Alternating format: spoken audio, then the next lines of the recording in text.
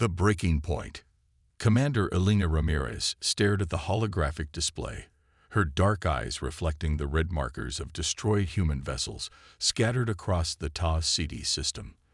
The battle had lasted less than 20 minutes. 32 Earth ships gone. Just like that.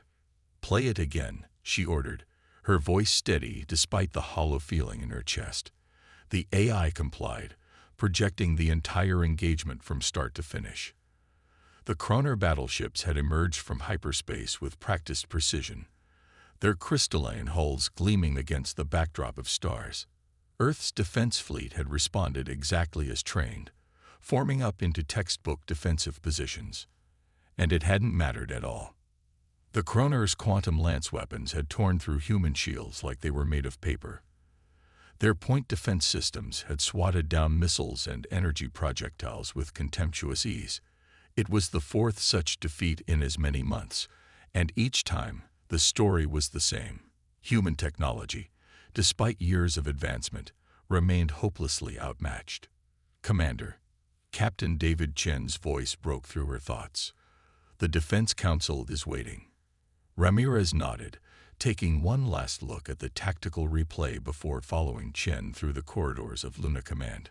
Her boots echoed against the metal floor as she walked, mind racing through possibilities, searching for answers that seemed increasingly out of reach. The council chamber was packed when they arrived. Representatives from every major spacefaring nation sat around the circular table, their faces illuminated by the soft blue lighting. Admiral Jackson, head of the United Earth Defense Force, stood at the center. "Commander Ramirez," he acknowledged, "your analysis of the Ta City engagement." Ramirez stepped forward, activating her neural link to project the battle data. "The Kroners are advancing faster than our intelligence suggested.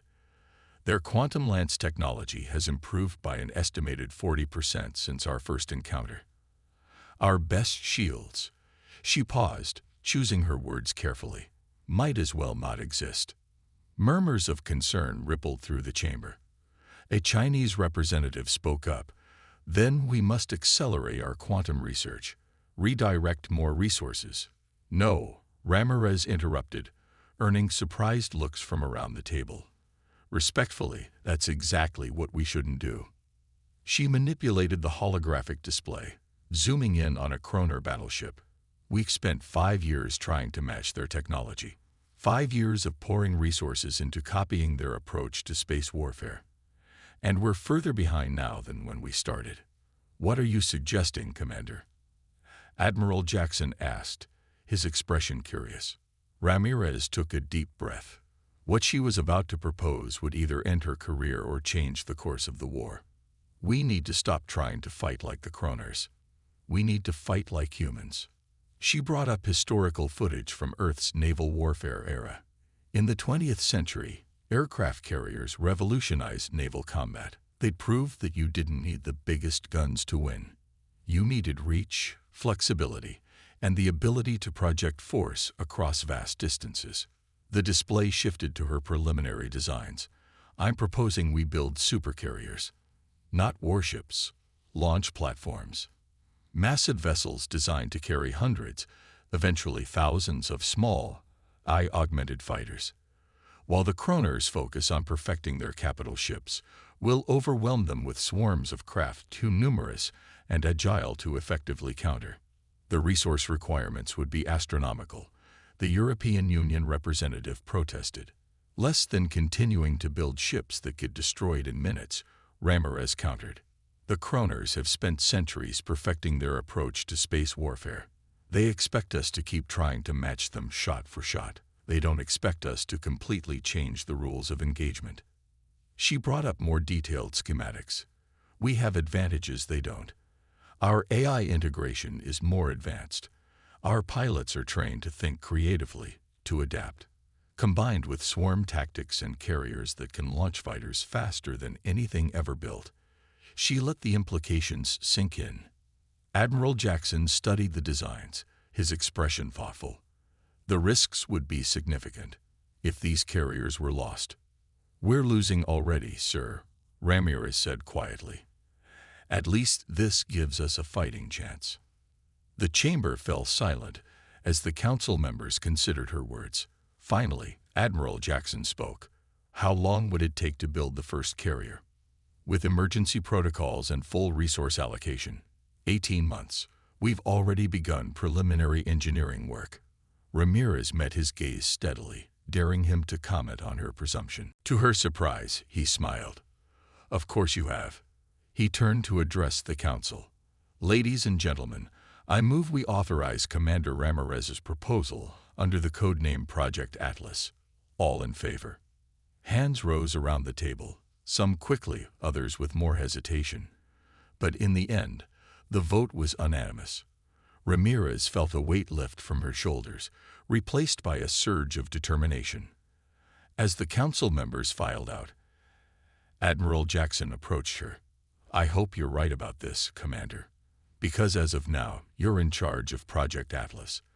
Don't make me regret this promotion, Admiral Ramirez. Ramirez straightened, accepting both the responsibility and the new rank. Thank you, sir. We won't fail. Looking at the preliminary carrier designs floating above the table, she allowed herself a small smile. The Kroners thought they'd taught humanity a lesson about technological superiority. Instead, they'd pushed humans to do what they did best: innovate, adapt, and overcome. The age of the supercarriers was about to begin, and with it, the course of the war would change forever. Project Atlas. The orbital manufacturing station above Mars buzzed with unprecedented activity. Through the vast observation window of her temporary office, Admiral Ramirez watched as construction drones swarmed around the skeletal framework of humanity's first supercarrier. Even incomplete, the vessel's scale was breathtaking. Nearly 4 kilometers of advanced alloys and cutting-edge technology taking shape against the red planet's backdrop. The void space compression systems are failing again, Dr. Maya Zhang announced as she entered the office, her holographic displays trailing behind her like electronic breadcrumbs. The lead engineer's usual composure showed cracks of frustration. We can't maintain stable field integrity beyond 60% capacity. Ramirez turned from the window. Show me. The holograms coalesced into a detailed visualization of the carrier's fighter base. The design relied on revolutionary space-folding technology to store thousands of fighters in a physically impossible space. In theory, it was brilliant. In practice, the power requirements are crushing us, Maya explained, manipulating the display.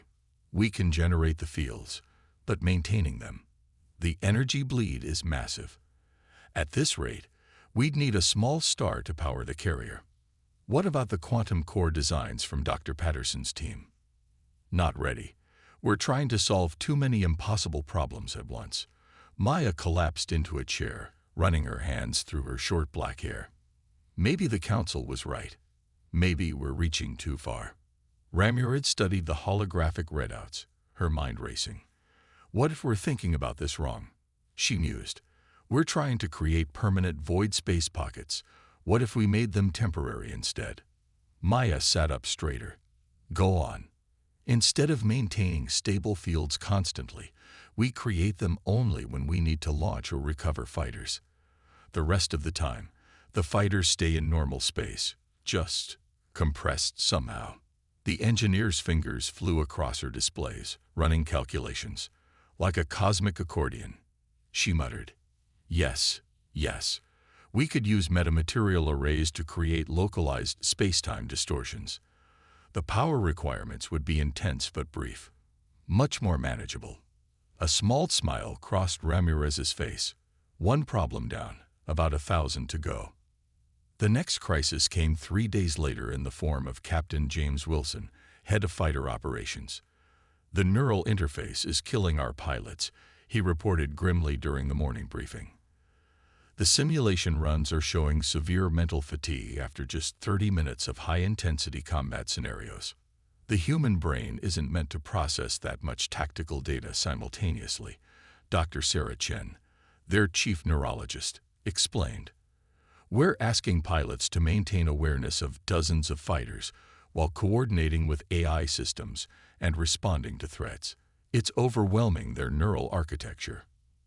Ramirez frowned. The neural interface was crucial to their strategy. Without it, pilots couldn't effectively control the multiple drone fighters that would accompany each manned craft. What about the AI assistance protocols? That's part of the problem, Sarah admitted. The AI thinks too fast. It's flooding the neural link with more data than the human mind can process.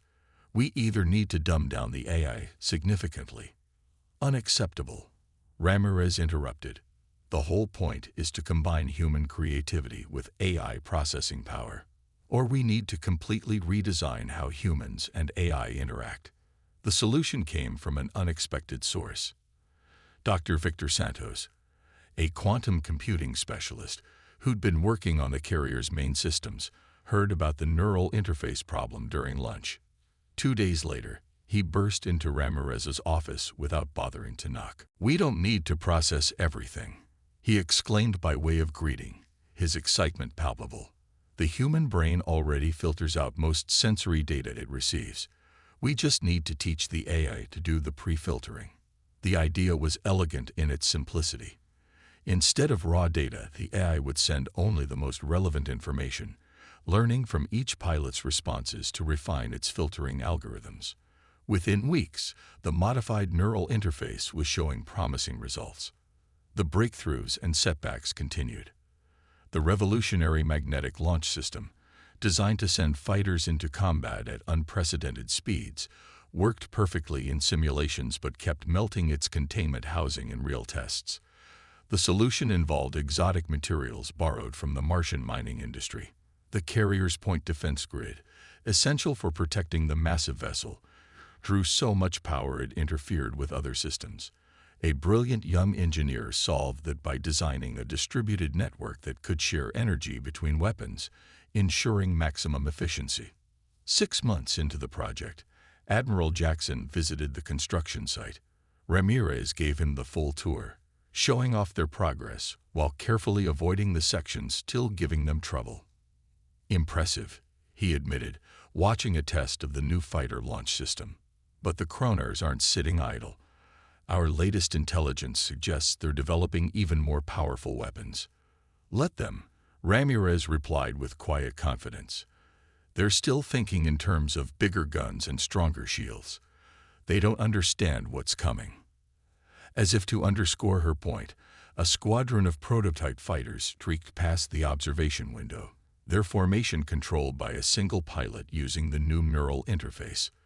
The machines moved with impossible coordination, demonstrating the marriage of human intuition and artificial precision that would soon change the face of space warfare. "We're not just building a bigger ship," Ramirez continued. "We're creating something entirely new. A mobile base that can deploy overwhelming force anywhere it's needed. The Kroners have spent centuries perfecting their way of war. We're about to show them a completely different one." Jackson nodded slowly. "How long until it's ready?" 3 months until preliminary trials. The HSS Atlas will launch on schedule. As the Admiral departed, Ramirez returned to the observation window. The carrier's hull was nearly complete now, its massive form blotting out the stars. Soon, humanity would have its answer to Kroner superiority. Not a copy of their technology, but something uniquely human, a combination of innovation, adaptability, and the unwavering determination to forge their own path among the stars. First contact. First blood. Captain Sofia Torres stood at the helm of HSS Atlas, her hands resting lightly on the neural interface console as the massive vessel moved through its final launch preparations. Through the bridge's panoramic viewport, Mars hung like a red jewel against the black velvet of space. "All systems showing green," reported Commander Aidan Walsh from the operations station. "Engineering confirms quantum core is stable at 98% efficiency. Fighter squadrons report ready for launch drills." Torres nodded, feeling the subtle hum of the carrier's systems through her neural link. After 18 months of development and testing, the Atlas was finally ready for its maiden voyage. At her station, Dr. Maya Zhang monitored the void space compression systems she'd helped perfect, while Captain Wilson coordinated with the fighter squadrons from his tactical position. "Begin launch sequence." Torres ordered. "Take us out, nice and easy." The Atlas's revolutionary drive system engaged, pushing the massive vessel away from the Martian shipyards with surprising grace. Despite its enormous size, the carrier moved with precision that would have been impossible with conventional engines. As they cleared the orbital installations, Torres allowed herself a small smile. Step 1 complete. The smile vanished as multiple alert signals flashed across the tactical display. Multiple fold space ruptures detected, Walsh announced, his fingers flying across his console. 3 Kroner battleships emerging at bearing 047, range 200,000 kilometers. Torres's mind raced. They weren't supposed to encounter enemy forces this close to Mars. The Atlas was scheduled for 3 weeks of space trials before any combat operations, but the Kroners had just handed them an opportunity they couldn't ignore. "Sound general quarters," she ordered, her voice calm despite the adrenaline surging through her system. "Launch fighter squadrons Alpha through Delta. Combat configuration Theta." The carrier's massive hangars sprang to life. The new void space compression systems performed flawlessly, unfolding fighters into launch position as the magnetic acceleration system charged. Within minutes, something unprecedented in space warfare began to unfold. Instead of the dozen or so fighters a conventional carrier might launch, the Atlas disgorged hundreds. Wave after wave of spacecraft emerged, each pilot neural-linked not only to their own fighter, but to multiple eye-controlled drone craft. The space around the carrier came alive with human ingenuity and machine precision. On the Kroner vessels, tactical officers stared in confusion at their sensor readings. Their combat doctrine had no framework for what they were witnessing. When they finally reacted, it was according to their standard playbook, forming a triangle formation to bring their quantum lance weapons to bear on what they assumed was the primary threat, the carrier itself. It was exactly what Torres had trained her crews to expect. "Execute Operation Hornet's Nest," she commanded. The fighter swarms split into smaller groups, approaching the Kroner ships from multiple vectors. The aliens' point defense systems, designed to track and engage capital ships, struggled to lock onto the nimble fighters. When they adjusted their defense grid to target fighters, other squadrons slipped through the gaps.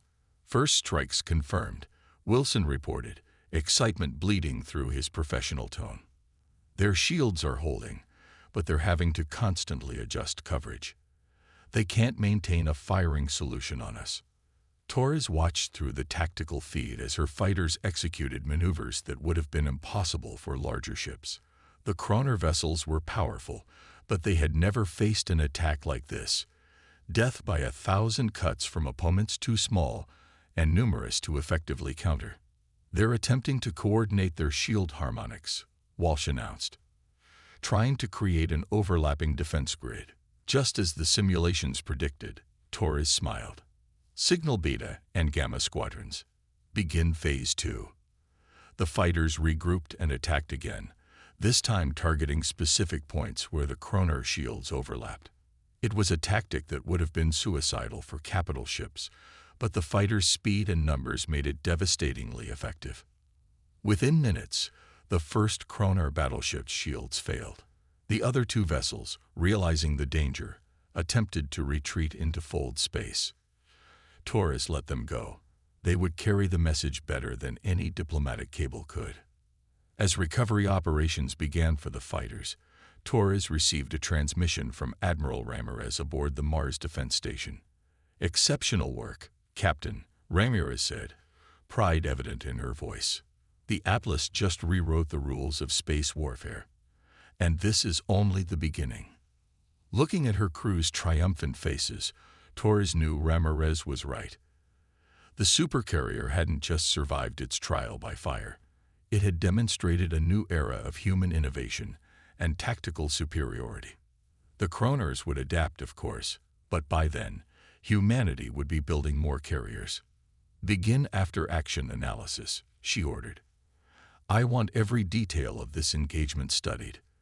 The Kroners will be back, and next time, they'll be ready for us. We need to be ready for them."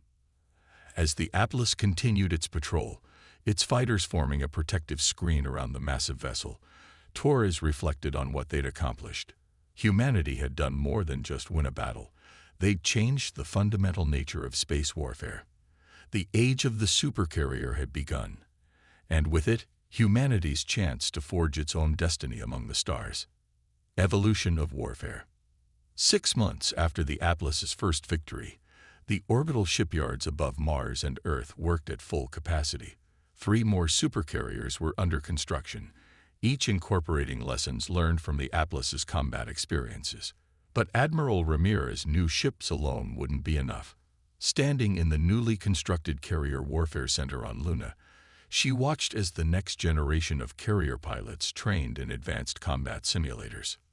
Neural synchronization at 95% across all squadrons, reported Dr. Sarah Chen, monitoring the pilots' vital signs. The new quantum interface is performing beyond expectations. On the massive holographic display, fighters moved in complex formations that would have been impossible months ago. The quantum neural interface, developed from insights gained during the Atlas's first engagement, allowed pilots to coordinate on an almost instinctive level.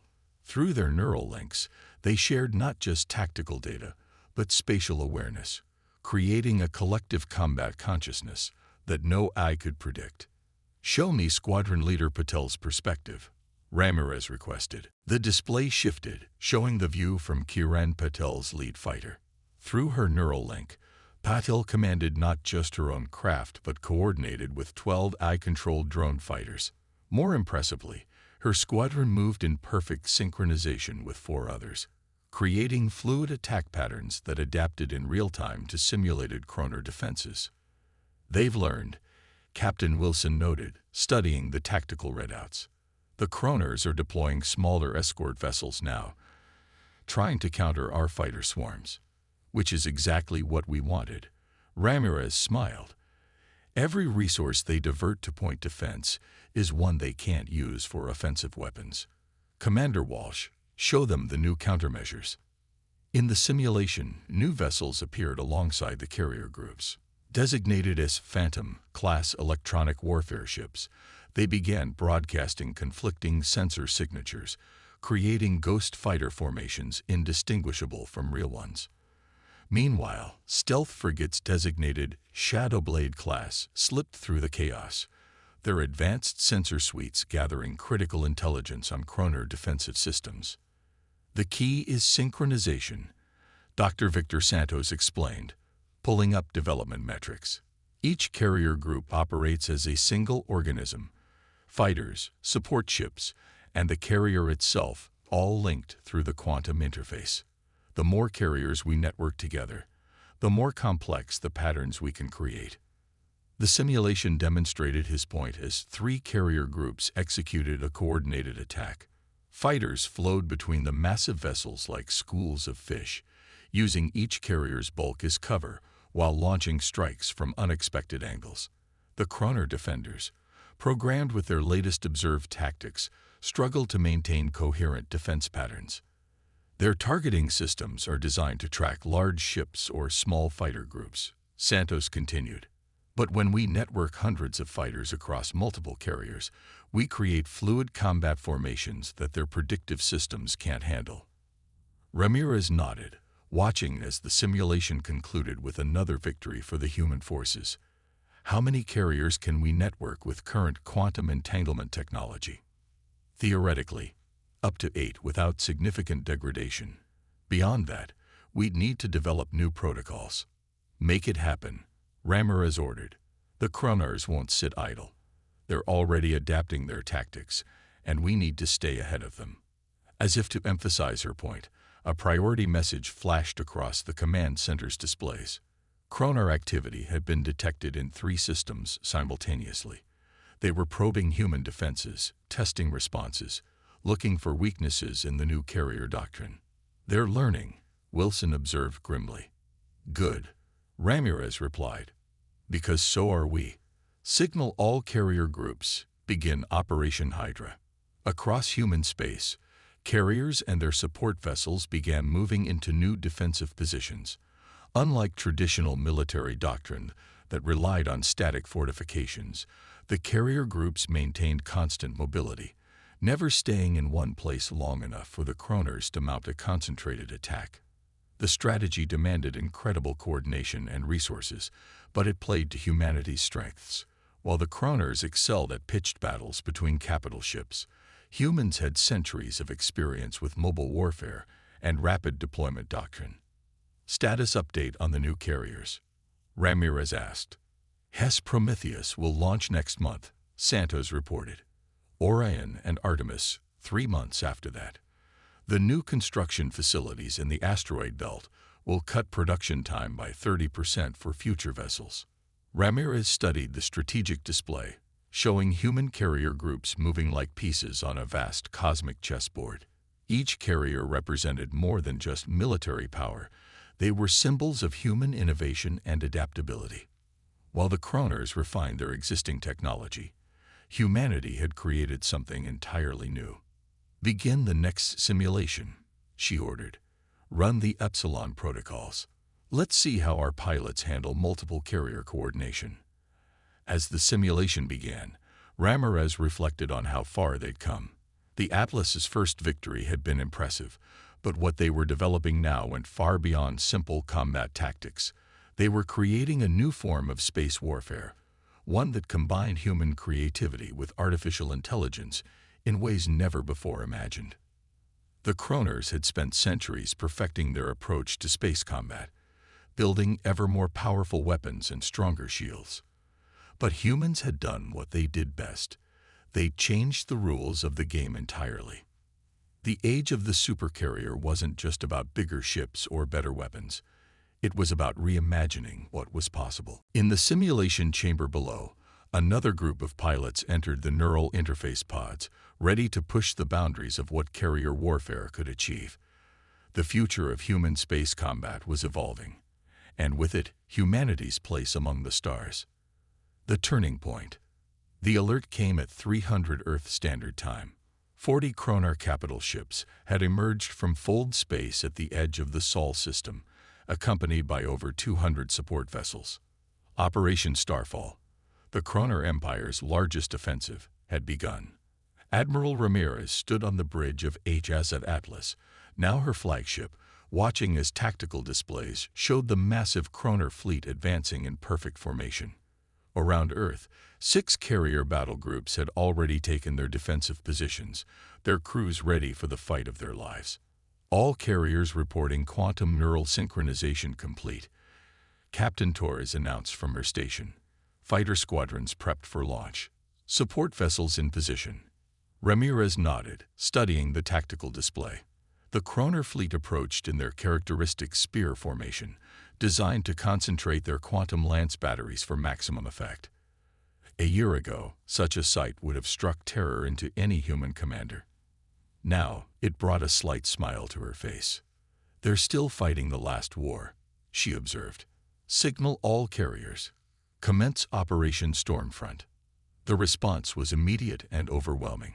From 6 carriers, waves of fighters erupted into space. But these weren't the same tactics that had won their first victory. Months of evolution in carrier warfare had created something far more sophisticated. Fighter squadrons merged into larger formations, their movements coordinated through the quantum neural network. Electronic warfare vessels projected phantom signatures, while stealth frigates slipped through the chaos to gather targeting data.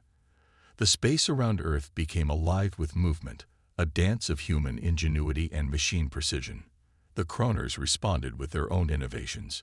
Point defense grids activated, more dense and coordinated than ever before.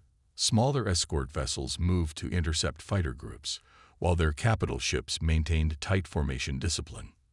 They've adapted well, Commander Walsh noted, monitoring the tactical feeds. Their new defensive protocols are making it harder to find weak points.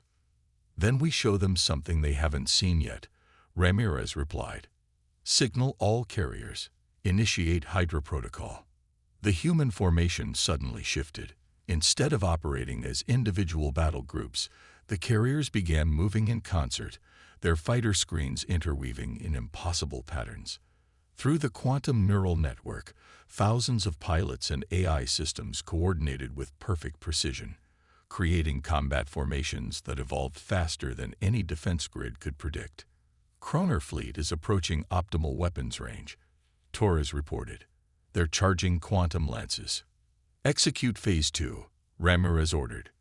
The human fighters split into smaller groups, but instead of attacking directly, they began creating what appeared to be gaps in the defense.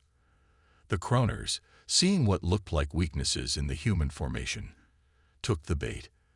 Their capital ships adjusted course, preparing to punch through the perceived holes. They're committing, Walsh announced. Primary strike force is moving into position. Ramirez allowed herself a grim smile. Now, the gaps in the human defense suddenly vanished as hidden fighter squadrons emerged from the electronic warfare cover. The Kroner fleet found itself caught in a three-dimensional web of fighters, each carrier group attacking from a different vector. What had appeared to be weaknesses in the human formation were actually carefully crafted kill zones. Multiple hits confirmed, Torres called out. Their coordinated shield grid is destabilizing. 2 capital ships have lost primary power. But the Kroners weren't finished. Their remaining ships executed a complex maneuver, attempting to break through the encirclement with concentrated fire. Energy beams powerful enough to vaporize small moons lashed out at the human carriers. Atlas taking hits, Walsh reported. Shields at 60% and falling. Maintain position, Ramirez ordered. The carriers can take it. Keep pressure on their flanks. Through the quantum neural network, she could feel the coordination of thousands of fighters and their pilots, each moving according to both training and instinct. The Kroners had superior technology, but they were fighting with predictable, programmed responses. Humanity was fighting with creativity, adaptability, and a level of coordination their enemies couldn't match. Their formation is breaking up, Torres announced. Multiple ships attempting emergency fold space jumps. Don't let them regroup, Ramirez commanded. All carriers, execute final attack pattern. End this. The human fighters surged forward in a final, overwhelming assault. Carriers moved in perfect synchronization, their combined fighter screens creating an impenetrable wall of firepower. The Kroner fleet, its carefully planned formation shattered, found itself fighting individual battles against an enemy that seemed to be everywhere at once. When it was over, the results were beyond even Ramirez's most optimistic projections. 15 Kroner capital ships destroyed, 20 more severely damaged, and the remainder retreating in disarray. The greatest armada the Kroner Empire had ever assembled had been decisively defeated. Signal from Earth Defense Command, Torres reported. The Kroner Empire is requesting immediate diplomatic contact. Ramirez looked out at the battlefield, where cleanup operations were already beginning. Human fighters were returning to their carriers, while rescue ships moved to assist damaged vessels, both human and Kroner. They had won more than just a battle. They had changed the balance of power in the galaxy. Send response, she ordered. Tell them we're ready to discuss terms, but make sure they understand. The era of Kroner technological superiority is over. Humanity is ready to take its place as equals among the stars. As the adrenaline of battle faded, Ramirez reflected on the journey that had brought them here. The Kroners had pushed humanity to the brink, but in doing so, they had forced humans to innovate, to think differently, to create something entirely new. The Supercarriers weren't just weapons. They were proof that humanity's greatest strength wasn't in copying others, but in forging its own path. The age of the Supercarrier had changed the face of space warfare forever. More importantly, it had secured humanity's future among the stars, not through overwhelming force or technological superiority, but through the uniquely human qualities of innovation, adaptation, and the unwavering determination to find a better way.